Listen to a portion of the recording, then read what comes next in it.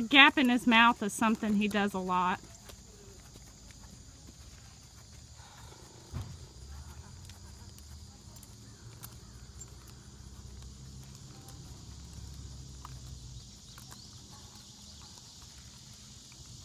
Again, he's trying to pick a fight with me every second, so try to notice how much I'm not doing with the hand.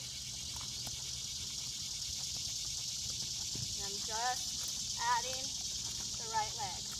That's what I'm watching, yeah.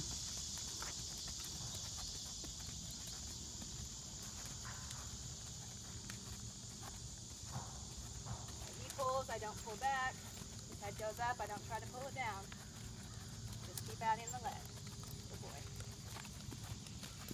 Good boy. Good boy. See how his neck kind of breaks? Yeah, and that's, again, that's all him. He's Okay. being a little turd.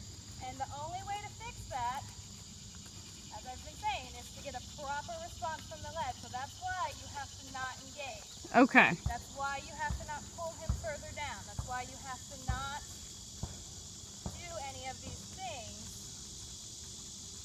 except send him out, send him out, send him out, send him out. I'd like to get some duct tape for my reins as far as hand placement, because I seem to let them slip through too much. Yeah, you do. Kind of tend to let him go. Good boy. So I think that would just be a good visual reference for me.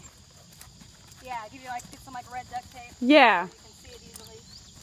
But again, kind of try to see how steady I'm being. Yeah. I'm being up, and this whole time I've not stopped using him with the right leg. I'm just waiting for him. Good boy. Give me proper responses with it, and then I soften it a little bit, and then I go back to asking. Good. I'm not asking for bend. I'm not really trying to do anything with the outside rein until I really feel that I've got the respect of this leg. Good boy. And as soon as I got on his back, he was trying to intimidate me. And he was trying to convince me not to do this. Because he knows that this evasion works. He knows that he can get away with it. Good boy. So just sitting down, putting your leg on, again, it's really the only thing to do. And all of this head stuff, that's all him. I'm Okay. not pulling, I'm not asking for anything. He's just throwing his head around. So I'm just staying steady, ignoring it, and continue to put on leg. Stay steady, ignore it, and continue to put on leg. Oh, good piece of work. Uh-huh. And so this is what you have to be able to do as his rider to get him to quit doing this. Because he's going to keep doing it and keep trying as long as he feels like it's going to work for him. The thing about he's so smart, you know, if I can get myself in the habit, he'll pick it up really quickly. He will. And again, that's the only reason he does this is because it works. Right. It is the only reason. And so if you can stay steady, stay the course, and teach him, this doesn't work. This, not only does it not work, but it results in a lot more work for you. And if you just come in and been good, he will quit real quick. But he knows it works. Right. It's me by myself. You know. Yeah, it's you being able to tell yourself, don't get frustrated, don't get frustrated. And it's hard. I mean, I have trouble with my own horse. Like, I can get on people's horses and ride them all day. And I get on my own horse and I have to sit there and be like, don't get mad, don't get mad. Because your horse knows you better than anyone else. Your horse knows how to push your buttons. Your horse knows how to get these things out of you. And so it is, like I said, all of this is you retraining your own brain. Right. That's the hardest part for me. Don't respond this way. Don't respond this way. And, you know, you're not going to get it at first. What you're going to do at first is you're going to catch yourself doing it and fix it. You'll catch yourself in the middle of it. Okay. And then once you get good at doing that, you'll start catching yourself as it starts. And then once you get good at that, it's going to stop happening. But you see there how when you did that, I relaxed everything. I took a big breath out. I let go. I didn't tense up. That's the hardest part for me, is not tensing up. Hey, Jillian, can you not put him outside quite yet? Can you just like stand there and graze instead of letting him out? Sorry, Joe's just being a turd. I don't want to have to deal with it. Thank you, sorry.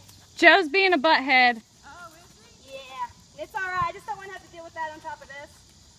With Cook's outside playing and I'm working. Okay, you let him play. Thank you. I appreciate it. Good. And again, he's doing all this pulling. He's trying to get me to yank on him. He's trying to get me to snatch at the bit. Because that's what I would do. Because that's what you would do. And that gets him out of work, and he knows it does. Good. But staying steady and continuing to put leg on stops him from being able to do that. Good. Good. Good boy.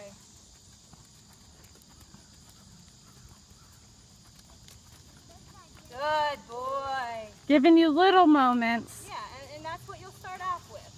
You won't get this all the time. So, you know, it'll probably be a good month before he comes in and just does this for you. Okay. You're going to start with moments, which will turn into longer moments, which will turn into longer moments. But for right now, you'll get a stride or two, and then you'll lose it for 3 circles. Okay. Stride or two, and you'll lose it for 3 circles. That's a good context to put it in. Just understand that's what's going to happen. Because again, it's going to go crap, and then you'll catch yourself going, oh, I'm pulling. And you'll stop yourself, and it'll go good for a minute, and then he'll get bad again, you'll get bad again, you'll catch yourself like, oh, I'm doing it again. And it's going to go like that. So again, I breathed and I gave. Good. He's trying to get me to tense, he's trying to get me to pull, he's trying to get all of these things that he wants to happen to get himself out of work. And staying open and relaxed is not the easiest, the hardest and the best thing you can do in this situation. It's very hard. Staying relaxed, it is not easy. But you do pull on them a little. I do, but I relax first and then pull back. Okay, that's the key. Relax and take an exhale and then pull back. Exactly. I don't allow myself to tense up and yank. At least most of the time I don't. Sometimes it gets me. But yeah, you kind of breathe out and then half halt. Do you kick when you half halt? So he doesn't stop completely? Honestly, it kind of, that's a depending thing. Okay, if you feel like he's going to stop If I on feel like he's going to stop, yes. If I feel like you've got enough forward energy, no. Okay.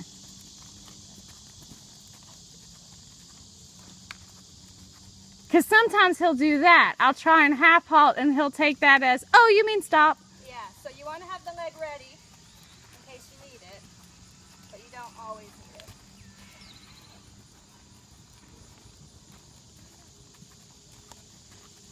A little dirt.